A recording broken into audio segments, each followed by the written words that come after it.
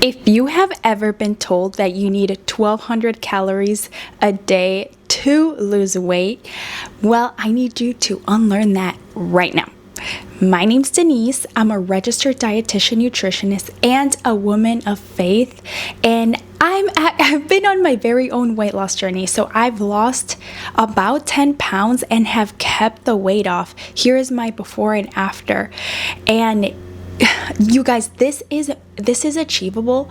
I'm about to share 3 secrets that have helped me lose weight and keep the weight off. Secret number 1 is to start with protein. Now, okay, before you click out of this, I know you've heard that protein is important, but I need you to understand why formulating your meals heavily based on protein is important. So, our eating patterns are dictated by our gut hormones, believe it or not. So our gut is connected to our brain. It's called the gut-brain axis, and it's connected through the brain through our nerve called the vagus nerve that's in our gut. So the brain and the gut are in constant communication.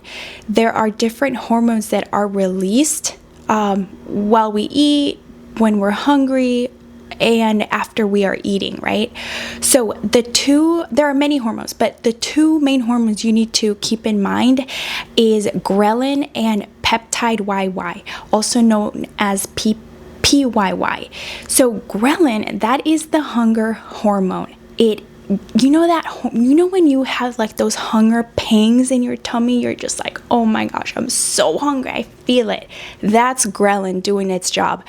But cool thing is, protein calms the ghrelin hormone, right? Isn't that so cool? And then there's the hormone, the peptide YY. So that one is opposite of ghrelin. It works in an opposite manner. So peptide YY calms our hunger. It makes us feel like satiated. So that one, protein, also triggers the release of peptide YY. So isn't that so cool? That's why, oh my gosh, that's why protein is so important. My second secret dietitian tip to lose body weight is to eat until you are 80% full instead of 100% full.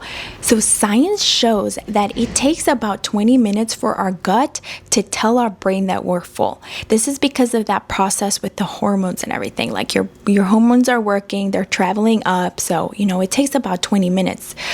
And I see women every day just eat until they are 100% full. And hey, I'm guilty of it, right? Like I go to a restaurant and I am indulging, I'm eating everything on my plate, and after about 20 minutes, oh my gosh, I feel stuffed. And that is, unfortunately, that's what we do here in the West. I know that like in Japan, they have this rule where they only eat until they are about 80% full, which I think is so beautiful. And if you look at the Japanese servings, they have like smaller servings, everything is separated, right? So I think that's something that we can really learn and admire from the Japanese people, to just like eat until we are 80% full. Some actionable steps that you can use today to eat until you're about 80% full is to, number 1, use a hunger scale. Like on a scale of 1 to 10, stop when you reach about 7 or 8. Of course, don't stop eating if you're still hungry. Like genuinely stop at 7 or 8. We are not starving ourselves here.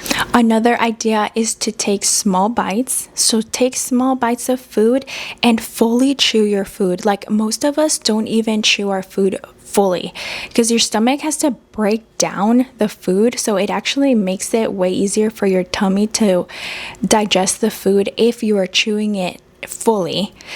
Another tip is to put your fork down in between bites.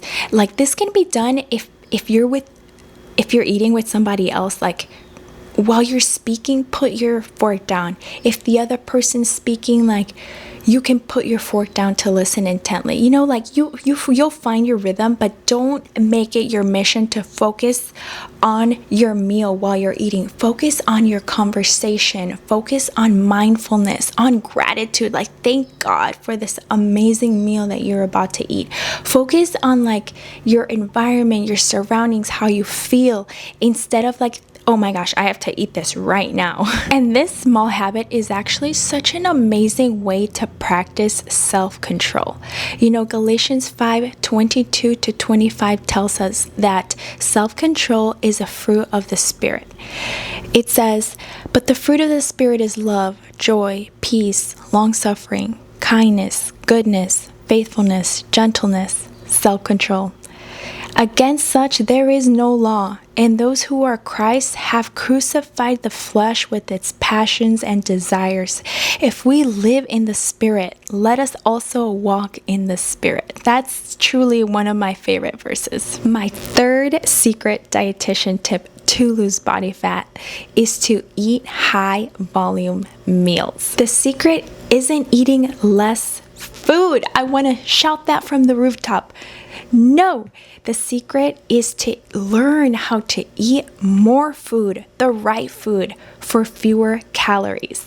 And that's when the idea of like building your plate, half of your plate being fruits and vegetables, because fruits and vegetables are God made. They're God made. They give us all our nutrients. They give us our minerals, vitamins, phytonutrients, everything, right?